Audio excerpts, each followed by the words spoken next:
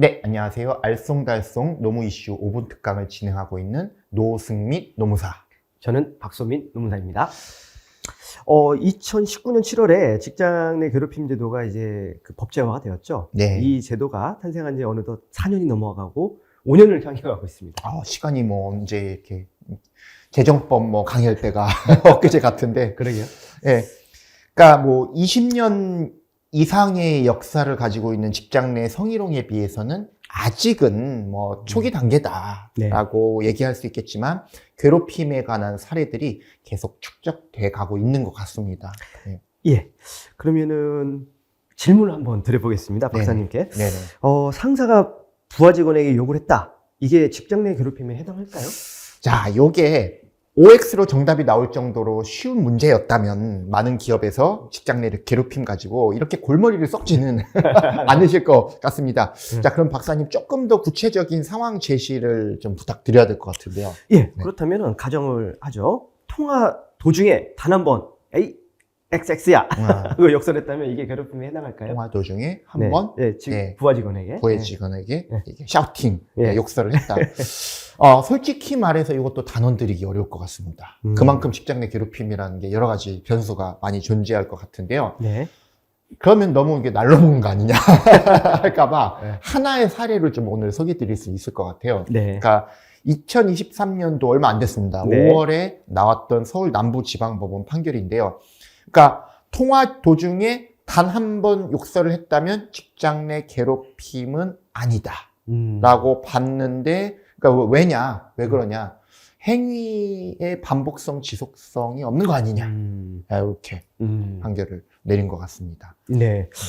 많은 분들이 사실 궁금해 하시는 내용입니다. 근로기준법에서 말하는 이제 인정 요소가 4가지가 있는데, 그 중에 네. 사실 지속성, 반복성에 대한 내용은 없거든요. 명시적으로 없죠. 그렇죠. 예. 그래서 이 한 번 욕설을 했더라도 상대방이 좀 기분 나빠하고 심리적인 고통, 나 이거 봐갖고 정신적인 난 무너졌다.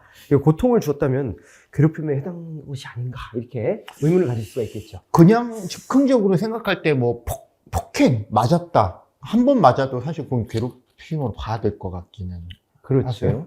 근데 이제 언행도 이제 어떤 상황이냐에 따라서, 이게 왜냐하면 이제 법에서 정한 이 개념 정의가 아무래도 추상적이지 않겠습니까? 네네. 그래서 케이스 바이 케이스로 달라질 수도 있고, 그래서 이제 법원의 입장에서는 우리 사법부 내부적으로도 너무 우후죽순으로 가면 안 되기 때문에 좀 더 구체적인 판단 기준이 좀 필요할 것 같거든요.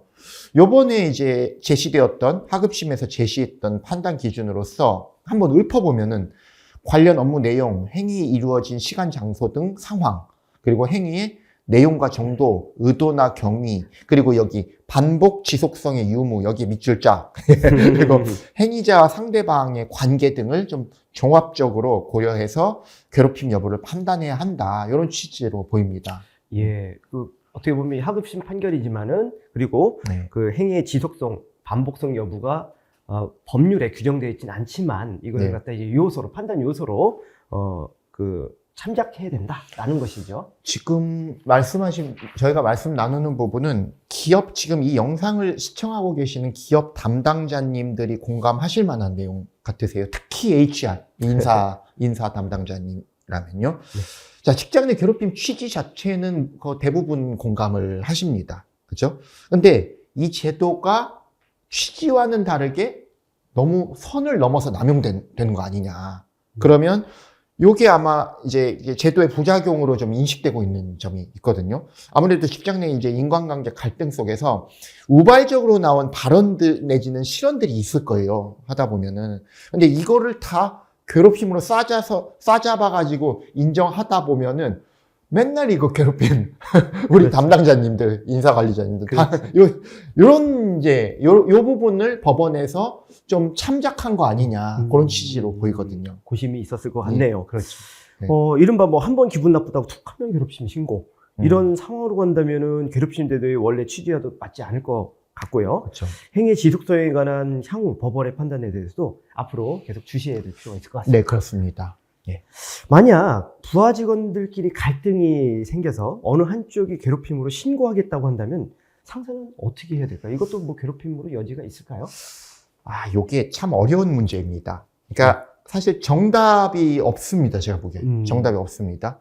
근데 이제 크게 유형화를 두 가지로 해본다면 상사의 스타일에 따라서 좀 차이는 있을 것 같아요. 네. 첫 번째, 적극적으로 개입해서 갈등을 봉합한다. 네, 두 번째, 개입을 좀 최소화하고 개인 스스로가 결정할 수 있도록 기다리는 방법이 있을 것 같습니다. 예, 양자간에는 아무래도 장단점이 있을 텐데 그래도 너무 오지랖펴갖고 너무 적극적으로 자기들끼리 문제인데 여기에 적극적으로 해결하려다가 부작용이 발생한 사례도 최근에 있죠. 그쵸. 예, 이제 뭐 장단점이 있겠습니다만 단점이 극명하게 드러났던 케이스가요. 2023년도 7월에 있었던 그 전주지방법원 사건인데요.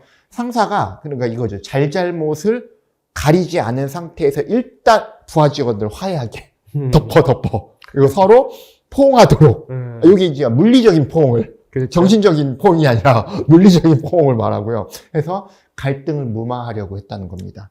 그래서 이제 부하 직원이 수치심을 느끼고 결국은 직장 내 괴롭힘으로 당신 상사를 신고하겠다 라고 해가지고 상사가 얘 봐라 하면서 부하 직원을 명예훼손으로 고소하겠다고 한 사건이고요. 법원은 이로 인해서 부하 직원에게 정신적 고통을 줬기 때문에 직장 내 괴롭힘이다. 이렇게 판단을 했습니다.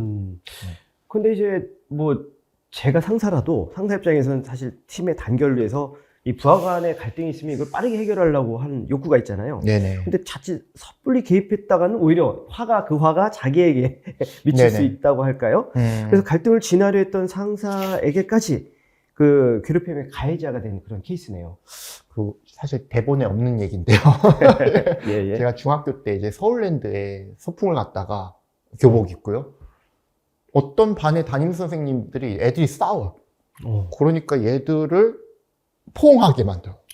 시끄러운 애들이 어떻게 선생님이 시키니까. 약간 그 데자뷰가 떠올랐거든요. 그 장면이 맞네요. 그러니까 이제 약간 그런 것 같습니다. 이제 경우에 따라서는 네. 문제의 원인이 해결되지 않은 상황에서 그냥 표면적으로 덮고 넘어가려는 것이 근본적인 해결책이 아닐 수도 있다는 것이고, 이제 사안의 경중에 대한 고려 없이 섣불리 화해를 시도하는 경우가 나중에는 괴롭힘 조사 과정이나 문제가 더 커질 수 있다는 점을 우리 그 관리자님께서는 유념할 필요가 있겠습니다. 예. 이 직장 괴롭힘에 대해서는 기업 담당자분들의 굉장히 관심이 많죠. 그렇죠. 그래서 앞으로도 보다 다양한 사례를 가지고 이 주제에 대해서 꾸준히 저는 다루도록 해보겠습니다. 자, 오늘 설명 감사합니다. 감사합니다.